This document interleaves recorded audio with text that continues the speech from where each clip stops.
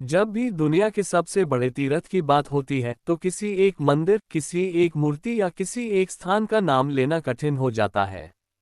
क्योंकि तीर्थ केवल पत्थरों से बने भवन नहीं होते, तीर्थ वह होता है जहां श्रद्धा, आस्था, तपस्या और मोक्ष की कामना एक साथ बहती है। और इन्हीं सबका सबसे विशाल, सबसे दिव्य और सबसे अद्भुत स्वरूप है महाकुंभ। महाकुंभ कोई साधारण मेला नहीं है। ये केवल लोगों की भीड़ नहीं है। यह आत्माओं का महासंगम है।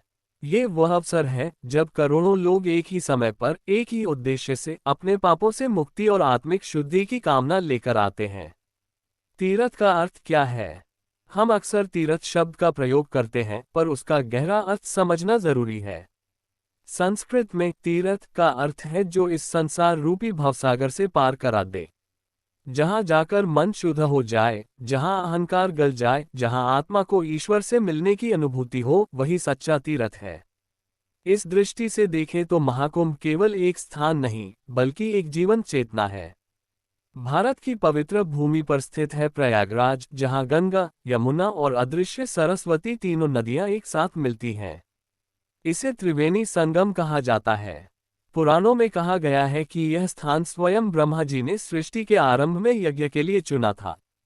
तभी से इसे प्रयाग कहा गया, अर्थात यज्ञ की भूमि। यहाँ बहती गंगा केवल जल नहीं, बल्कि करुणा है। यमुना केवल नदी नहीं, बल्कि प्रेम है। और सरस्वती अदृश्य होकर भी ज्ञान का प्रतीक है। जब करुणा, प्रेम और ज्ञान एक साथ मिलते हैं तो वहाँ जो बनता है, वही है महाकुंभ। महाकुंभ की जड़ें सीधे सीधे समुद्र मंथन की कथा से जुड़ी हैं। एक समय देवता और असुर दोनों ही दुर्बल हो चुके थे। देवताओं की शक्ति क्षीण हो गई थी। तब भगवान विष्णु ने उन्हें अमृत प्राप्त करने का उपाय बताया। देवता और असुर मिलकर समुद्र मंथन करने लगे। मंथन से कई रत्न निकले, कामधेनु, ऐरावत, लक्ष्मी जी और अंत में निकला अमृत कलश। जैसे ही अमृत निकला, असुरों की दृष्टि उस पर पड़ गई। देवता भयभीत हो गए। तब भगवान विष्णु ने मोहिनी रूप धारण किया और अमृत कलश लेकर आकाश में उड़ चले। मान्यता है कि इस दौरान अमृत की कुछ बूंदें पृथ्वी पर 4 स्थानों पर गिरी: प्रयागराज, हरिद्वार, उज्जैन, नासिक। इन्हीं स्थानों पर कुंभ और महाकुंभ का आयोजन होता है। कुंभ हर 12 वर्ष में आता है, अर्धकुंभ हर 6 वर्ष में आता है, लेकिन महाकुंभ 144 वर्षों में केवल एक बार आता है।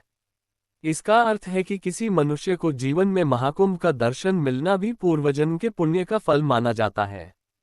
जब ग्रह, नक्षत्र, सूर्य, चंद्रमा और बृहस्पति एक विशेष स्थिति में आते हैं, तभी महाकुंभ का योग बनता है। उस समय स्वयं देवता भी पृथ्वी पर उतरकर संगम में स्नान करते हैं, ऐसा शास्त्रों में वर्णन है। महाकुंभ की सबसे अनोखी पहचान है नागा साधु, अघोरी, सन्यासी, महामंडलेश्वर। हजारों वर्षों से हिमालय की गुफाओं में तपस्या करने वाले योगी केवल महाकुंभ के समय ही जनमानस के बीच आते हैं। नागा साधुओं का शाही स्नान केवल एक परंपरा नहीं, बल्कि यह संदेश है कि त्याग ही सबसे बड़ा आभूषण है। जिन्होंने वस्त्र तक का त्याग कर दिया, जिन्होंने शरीर को भस्म से ढक लिया, वे हमें याद दिलाते हैं कि हम आत्मा हैं, शरीर नहीं। कहा जाता है कि एक बार एक बहुत गरीब किसान जीवन की परेशानियों से हारकर महाकुंभ आया। उसके पास न धन था, न विद्या, न साधन। वह बस संगम के किनारे बैठ गया और रोते हुए बोला, हे गंगा मैया, मेरे पास देने को कुछ नहीं, बस मेरा दुख ले लो। उसने संगम में डुबकी लगाई। कहते हैं उस डुबकी के बाद उसका जीवन बदल गया, न केवल आर्थिक रूप से बल्कि मानसिक और आत्मिक रूप से। क्योंकि महाकुंभ का चमत्कार धन नहीं देता, दृष्टि देता है। महाकुंभ को आज पूरी दुनिया का सबसे बड़ा तीर्थ स्थल और तीर्थ यात्रियों का समूह मानती है। करोड़ों लोग हजारों किलोमीटर चलकर केवल एक स्नान के लिए आते हैं। न कोई टिकट, न कोई बुलावा, न कोई प्रचार, फिर भी यह आयोजन स्वयं चलता है। यही इसकी दिव्यता है। महाकुंभ हमें सिखाता है कि सब बराबर हैं। राजा और रंक एक ही घाट पर स्नान करते हैं। अहंकार पानी में बह जाता है। यहाँ कोई बड़ा छोटा नहीं, केवल श्रद्धालु होता है। तो प्रश्न उठता है, दुनिया का सबसे बड़ा तीर्थ क्या है? उत्तर स्पष्ट है, महाकुंभ, क्योंकि यह केवल स्थान नहीं, केवल आयोजन नहीं, बल्कि आत्मा का उत्सव है। ये वह तीर्थ है जहां मनुष्य नहीं रहता बल्कि यात्री बन जाता है मोक्ष की ओर। अगर आपको यह वीडियो अच्छा लगा हो तो लाइक और सब्सक्राइब करें और अपने दोस्तों को शेयर करते हुए एक अच्छा सा कमेंट भी अवश्य करें। धन्यवाद।